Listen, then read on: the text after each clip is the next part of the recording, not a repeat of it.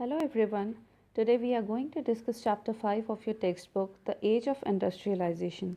In our previous session, we discussed about industrialization in the colonies, Gomastas and Manchester comes to India, and problems faced by Indian weavers.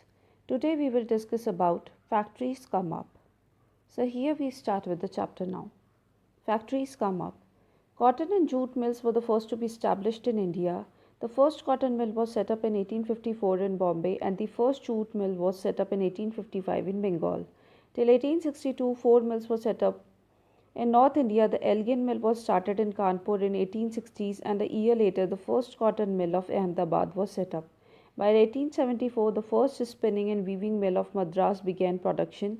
Most of these industries were set up by Indian entrepreneurs.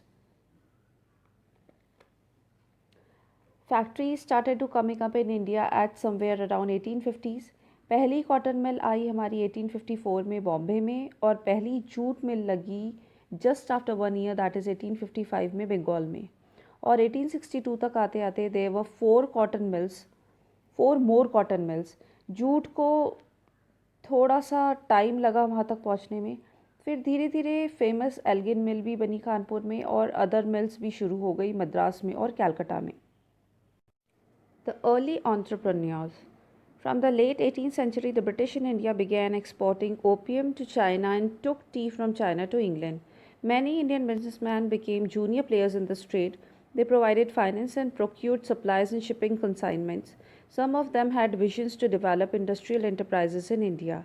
Some famous industrialists of 19th century were Dwarkanath Tagore, Dinshaw Petit, Jamshedji Nusarwanji Tata, Shiv Narayan Birla, Seth Hukumchand, etc. Dwarkanath Tagore set up six joint stock company in 1830s and 1840s. J.N. Tata set up first iron and steel works in India at Jamshedpur in 1912. Seth Hukumchand set up the first Indian jute mill in Calcutta in 1917. Entrepreneurs or businessmen, when you started your business, you are known as entrepreneur. तो अगले entrepreneur कौन थे जिनके पास already पैसा होगा वही बनेंगे entrepreneur. British started relationship with China. Britishers क्या करते थे ओपियम उगाते थे हमारी इंडिया में और वो करते थे ओपियम चाइना को एक्सपोर्ट और चाइना से लेते थे T. So this opium and T trade was going on between the colonial India and China. अब इंडिया में ओपियम उगा रहे थे तो somebody would have also get the profit except Britishers also. So those were the people who became the early entrepreneur. People who have earned some profit in that trade with the China, that opium trade, they had the money to be the early entrepreneur. When the Industrial Revolution came to India, India became a junior player in this trade by providing finance, procuring the supply, shipping, consignment. ये छोटे छोटे जो procedure होते थे उसी से लोगों ने बनाना शुरू किया था प्रॉफिट. तो ये कुछ नाम थे जिन्हें बहुत ज़्यादा प्रॉफिट हुआ था वो ही बने थे हमारे अर्ली एंटरप्रेन्योर्स जैसे कि द्वारकानाथ टैगोर, दीनशॉ पेटिट, जमशेदजी नुसरवानजी टाटा, जी.डी. बिरला एंड सेठ हुकुमचंद. इन सब ने बनाया था प्रॉफिट ओपियम ट्रेड में और ये बने थे अर्ली एंटरप्रेन्योर्स. द्वारकानाथ ने 6 जॉइंट स्टॉक कंपनी स्टैब्लिश करी थी for the opium trade that was going on with the China in 1830s and 1840s. JN. Tata ने बनाया था first iron and steel works Jamshedpur में 1912 में और सेठ हुकुमचंद ने बनाया था पहला India and jute mill in Calcutta in 1917. Colonial limitations over Indian merchants. As colonial power gained control over Indian trade, the scope of business for Indian merchants became limited. They were not allowed to trade with European manufactured goods. They were allowed to export only raw materials and food grains like cotton, opium, wheat, and indigo, which were required by the British. Indian merchants even thrown out of shipping business. Till the First World War, European managing agencies controlled a large sector of Indian industries. Some of them are Bird Hegler's and Company, Andrew Yule, and Jardine Skinner and Company. Indian businessmen were even not be allowed to join in the chambers of commerce of Europeans. अब इसमें देखेंगे कि colonial power ने कैसे limit करना शुरू कर दिया था इंडियन मर्चेंट्स को. अब मर्चेंट्स के साथ क्या सब हो रहा था वो देखते हैं.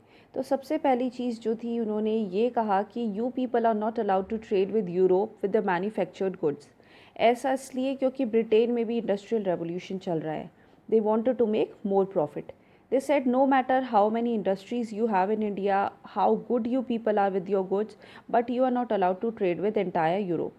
इस तरीके से हमारी मार्केट ख़त्म कर दी थी उन्होंने। दूसरी बात, उन्होंने कहा कि you are only allowed to export raw material. ऐसा इसलिए क्योंकि रॉ मटेरियल्स उन्हें चाहिए थे अपनी इंडस्ट्रीज़ के लिए, और वही रॉ मटेरियल्स जो उन्हें चाहिए थे जैसे opium, indigo, cotton, wheat, only those kind of raw materials Indian entrepreneurs were allowed to export. और उसके बाद से उन्होंने बनानी शुरू कर दी थी यूरोपियन मैनेजिंग एजेंसीज़। अपने यूरोप के लोगों से जो एजेंसीज़ बनती थी वो हमारी इंडिया की पूरी इंडस्ट्रीज़ अब मैनेज कर रही थी। और वो इंडस्ट्रीज़ थी Bird Heilgers and company, one is Andrew Yule and Jardine Skinner and company.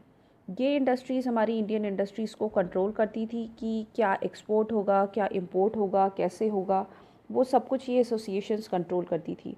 और इसी के साथ कैपिटल कौन लगाता था, इसमें पैसा लगाते थे हमारे लोग। हमारी जॉइंट स्टॉक कंपनीज़ का पैसा लगता था, हमारे एंटरप्रेन्योर्स पैसा लगाते थे, और प्रॉफिट और मैनेजमेंट जाता था पूरा यूरोप को। अब यूरोपियन मर्चेंट्स ने इसके साथ साथ क्या कर दिया, उन्होंने अपना चेंबर ऑफ कॉमर्स बना दिया, एक और बड़ी ऑर्गेनाइजेशन बना दी जहाँ पे सारी यूरोपियन बिजनेसमैन बैठ के इंडियन इंडस्ट्रीज़ के बारे में, उनकी प्रोग्राम्स एंड पॉलिसीज़ में डिसीजन लेते थे। इसमें एक भी इंडियन बिजनेसमैन अलाउड नहीं होता था। तो इस तरीके से पूरे यूरोप ने हमारे इंडिया की इंडस्ट्रीज़ को भी अपने कब्ज़े में किया हुआ था। So that is all for today students.